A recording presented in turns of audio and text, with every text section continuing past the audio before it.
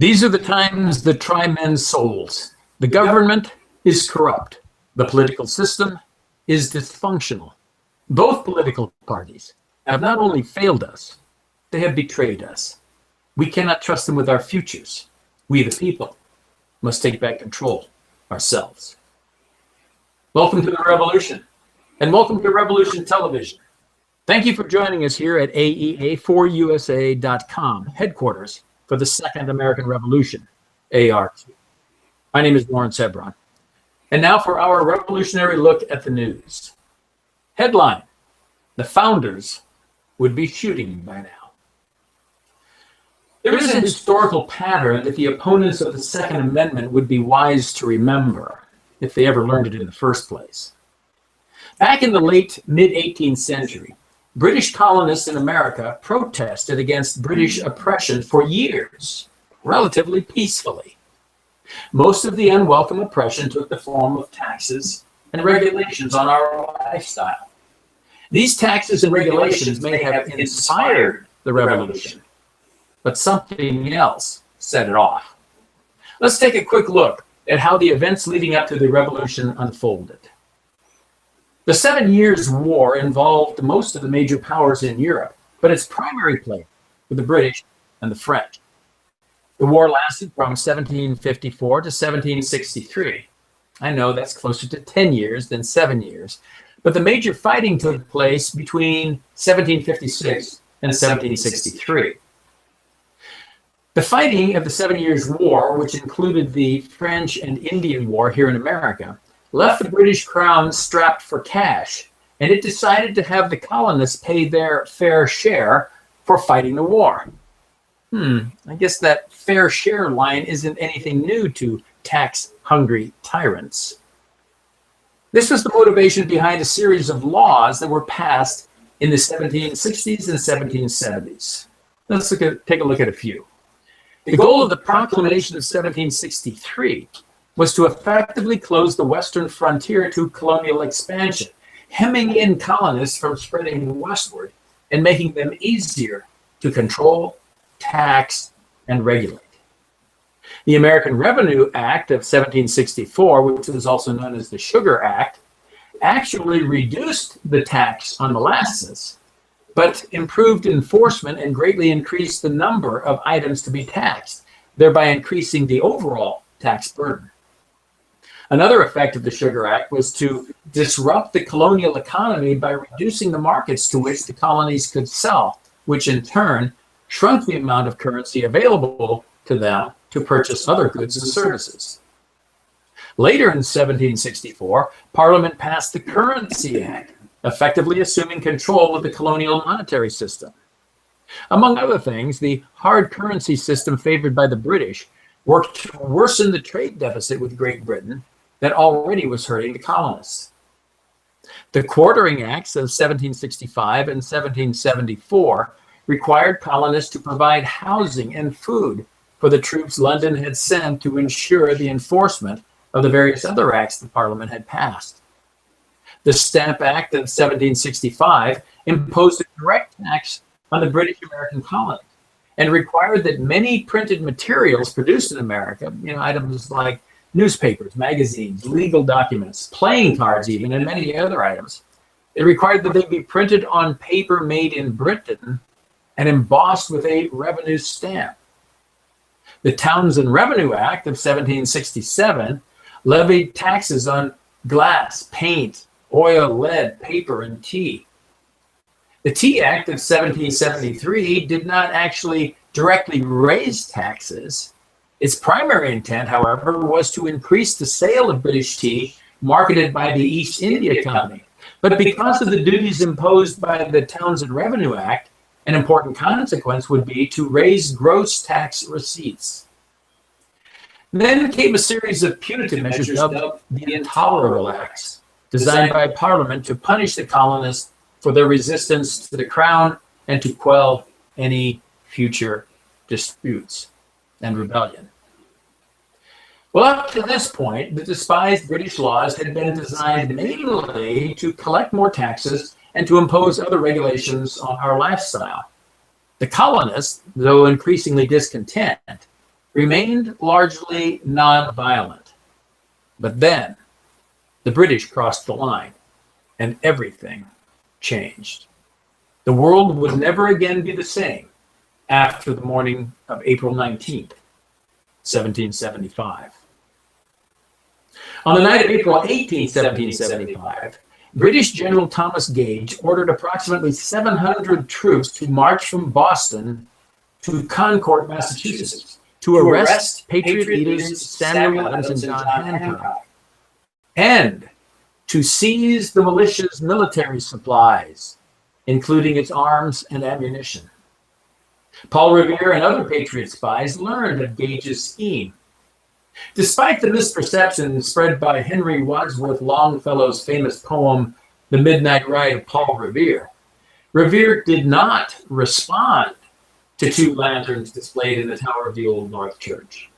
No, he was the one who directed them to be placed there in order to warn other patriots in the area that the British were coming by sea, or in other words, across the Charles River. Revere then rode off, warning his countrymen that Gage's men were coming and that they should be up and to arms. Revere reached Lexington and warned Adams and Hancock, but was intercepted by the British lobsterbacks before reaching Concord. However, a companion did escape and succeeded in warning the Patriots of Concord, and Revere was later released. The next morning, April 19th, the British force of 700 confronted about 75 Minutemen waiting for them on the village green in Lexington, Massachusetts. Patriot leader Captain Jonas Parker told his men, "Don't fire unless fired upon, but if they mean to have a war, let it begin here." It did. The British commander ordered the Patriots, "You damned rebels, disperse." Parker's men began to do just that when a shot rang out. It is unknown who fired it. The surprised British regulars returned fire. Moments later, Lexington Green became the scene of a bloodbath as 8 patriots were killed and 10 more were wounded. The despised redcoats then marched on to Concord, but were met with hundreds of rebels. Another brief battle ensued, and the British soon decided to beat feet back to Boston. And that is when the real battle began. Americans lay in ambush and sniped away at the retreating redcoat column all the way back to Beantown. By the time they returned to the forest, about 250 of the tyrant's men had been killed or wounded, while about 7 or 90 patriots were lost. Take note and learn this lesson well. The oppressive taxes and regulations imposed by an abusive government laid the foundation for the first American Revolution, but they did not pull the trigger that fired the shot heard around the world. That happened when the drooling agents of that abusive government came after the people's arms and ammunition. The tyrants of the 18th century paid a dear price for making that mistake. The tyrants of the current century would be well advised not to make the same one. You know how history tends to repeat itself. Patriots, be up and to arms. Ian, why is the Second Amendment so critical to the preservation of our rights and liberties? Well, it's the one thing that secures all of our rights. I mean, you've probably heard that cliche before, but now let's really take a look at it. If you can't defend yourself, if you can't defend your rights, what good is a First Amendment or a Fourth Amendment or a Fifth, Sixth, 10th, 14th, any of them? What good are they if you cannot physically defend them? Now, there's been a lot of hubbub through the years about the term a well-regulated militia in the sentence or in the structure of the Second Amendment. Well, that's really pretty obvious if you've ever taken the time to read any of the founding documents. Federalist Papers, for example, talks about every able-bodied male being a member of the militia. But let's take this even just a step further. What is your most fundamental of rights? Well, most people believe, and we believe and fight for, the concept that the Declaration of Independence spells out your most fundamental of rights: the right to life, liberty, and property. Property is discussed as the pursuit of happiness, being able to enjoy those benefits of what you reap. But most fundamental is life and liberty. So if you do not have the means to defend your life, there is nothing stopping anybody from depriving you of that most fundamental liberty. Now, you can discuss this, 100 different ways. There are a lot of people that talk about how, in this modern civil society, there's no place for firearms and there's no place for civilian ownership of guns. And the Second Amendment is antiquated and outdated and should be repealed. Well, my argument is this: from the moment we humans crawled out from underneath the rock and started gaining some level of consciousness, we have had to defend our own lives. We have had to defend our lives against wolves of the four-legged variety. And as I've talked about in other things, we've had to defend ourselves against wolves of the two-legged variety. Now, nothing's changed. There are still predators among us. What separates mankind is where you line up in that food chain of wolves, sheep, or sheepdogs. If you are a wolf, you are a predator. If you are a sheepdog, you are a defender. If you are a sheep, there are a lot of reasons why you could find yourself being a sheep. Physical disability, can't defend yourself, can't take care of yourself. We look towards the sheepdogs in our society to take care of those who cannot, to take care of the children, the elderly, the disabled.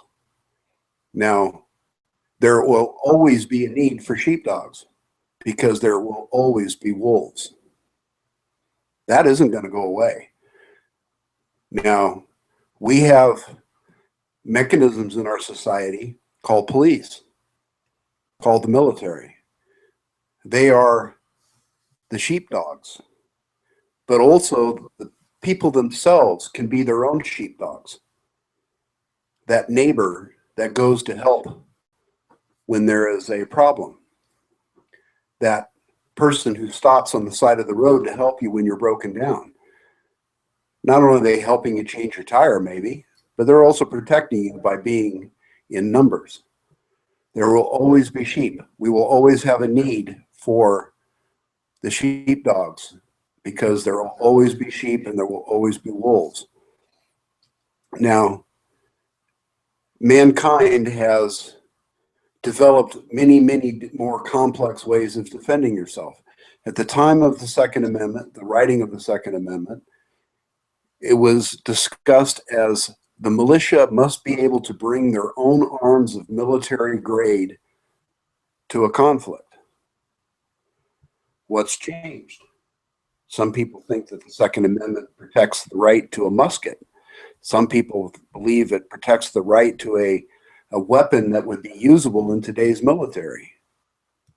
Yet everywhere we turn, the politicians, especially the liberal politicians, the left, are trying to strip us of those rights to defend ourselves. When they have run up against roadblocks in Washington with the decisions by the Supreme Court defending our right of self-defense, they can't be defeated that way. So what do they try to do? They try to back you over in legislation, ban ammunition, for example, set up all kinds of requirements for you to exercise your right under the Second Amendment. This is our most fundamental right, folks. Without it, we can't defend any of the others. Well, as you pointed out, we must be able to defend our rights. We must be able to defend our rights. But ultimately, how can you do that? Like it or not, force is the ultimate arbiter. When all else fails to resolve disputes, force will settle the matter. Those who say that violence never solved anything never read a history book. A resort to force may be regrettable, but it is almost always decisive. Just ask George III, Hitler, Tojo, Saddam Hussein. Oh wait, you can't. They're all dead and defeated by force. You may decide that you will not use force to defend your interests, but if you do, you always will be vulnerable to those who do not feel the same way. Ultimately, if you cannot bring force to bear, deadly force to bear, you cannot protect your interests. So Ian, what fate do you foresee for Americans if they ever allow the Second Amendment to die? The United States, America as we know it, will cease to exist. It will cease to exist, period. We will fall by the wayside of many of the socialistic countries that you see scattered throughout Europe. We will be told what we can do, when we can do it, how we will do it, and by what means we will accomplish it. The government will literally have control over every aspect of your life. Everything else that we consider to be part of our freedoms will slowly be eroded away, one piece at a time. And then once we no longer have the means to protect ourselves, to enforce our will on the government that is supposed to represent us, of, by, and for the people, does any of that sound familiar? Well, if they're no longer representing the people, we have no way to change that. We can't take on a modern army with pitchforks. Some would argue it's not even realistic doing it with the Second Amendment the way it is today. You definitely won't be able to do it if they ban what we classify as assault weapons. However, I've never seen a weapon that wasn't used for assault. Yeah, you can punch paper with it, but its purpose is for assault. So this country as you see it today will cease to exist if those who wish to destroy the Second Amendment are successful. Very true. We are the last and greatest bastion of freedom in the world. And that freedom has to be protected and defended by the ability to use force. Not that we always have to go that route, but we have to have that ability. And I'm reminded, as you were talking, of the story of Admiral Yamamoto. In the days leading up to the attack on Pearl Harbor, the Japanese High Command had been considering an invasion of the United States. Yamamoto, who had gone to college here in the United States and was familiar with the country, said, "Don't do it. Don't do it. There will be a gun behind every tree." And they never did invade the United States in any substantive manner. That kind of force will hold at bay any predator, like the wolves you were talking about, or any tyrant. And the unfortunate thing is, tyrants are just as likely to arise within our borders as outside them. And we must be prepared to defend against them. Hence, the Second Amendment. And now a couple of quotes to go along with that. People sleep peacefully in their beds at night only because rough men stand ready to do violence on their behalf. George Orwell. And one more. Those who hammer their guns into plows will plow for those who do not. Thomas Jefferson. Well, that's our report on Revolutionary Look at the news. Remember, the American Eagle Alliance, which brings you this program, is leading the charge in fighting the Second American Revolution, AR2. Among other things, we conduct Patriot Training Days that will teach you and your Patriot organizations how to fight and win the Second American Revolution in less time than it took to win the first, without taking over the White House, the Congress, the Supreme Court, or any constitutional amendments. And I might add, without the Republican and Democratic parties as well. In 1776, we accomplished all that without the Republicans, without the Democrats, without the White House, Congress, or Supreme Courts. We, the people, did it. We did it with our muskets. We did it with our gunpowder. We did it with our lead shot. And we can do it again. But we can do it peacefully. If you're interested in hearing these ideas, please call us at 909-913-7878. That's 909-913-7878. Or if you'd like me to come by and discuss any of the other ideas you'll find in the books AR2, Handbook for the Second American Revolution, or Solutions, Guidebook for Rebuilding America the Great, you can call that same number, 909-913-7878. And those books are available through a variety of sources. Probably the easiest is Amazon. Just search for it under my last name, Hebron, Hebron. Also, at the end of our program here, you will hear our theme song for the Second American Revolution called America. If you'd like to get that for yourself, you can do that. You can download that through iTunes. It only costs you 99 cents. And whenever you buy it or any of the other books that we've talked about, you help to fund the Second American Revolution. Remember, you can go to our website, aea4usa.com. That's AEA, the number 4, USA.com. And listen to this episode on to other of your friends, or hear past episodes which offer matters of interest to the Patriot community. Well, thank you again for listening to us. Tell your friends they can listen to archived episodes on Revolution Television at aea4usa.com. Now, let's get cracking, Patriots. We've got a country to save.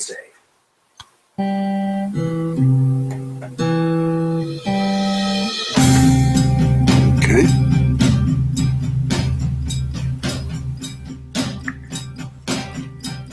I am a rebel.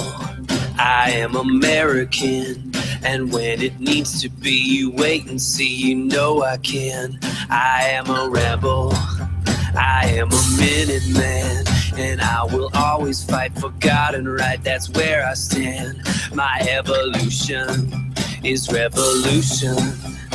I was born in blood, fought through the mud with resolution. I'm a farmer, I am a soldier. I just want to be free, but mess with me, you'll see there are none bolder. Wow! Come on! I am a rebel, I am American, and when it needs to be, you wait and see, you know I can. There is no enemy that is too strong for me. From George III to Marx's word, my way is victory.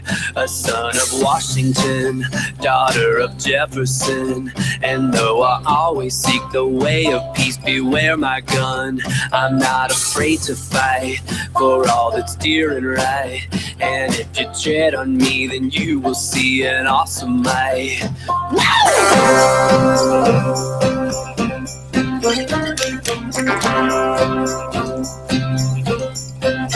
I am a rebel, I am American, and when it needs to be, you wait and see, you know I can.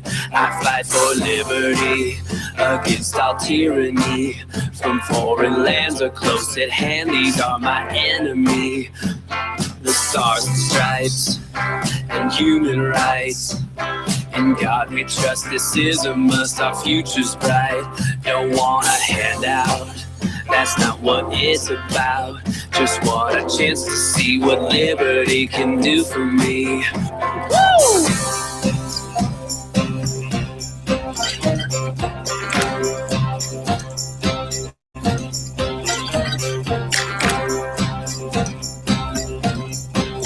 And now I stand on hallowed land.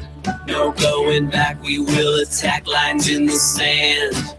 'Cause I'm a rebel, I am American. And when it needs to be, you wait and see, you know I can. You know I can.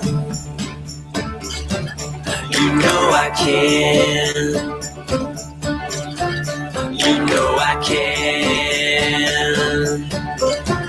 You know I can. You know I can.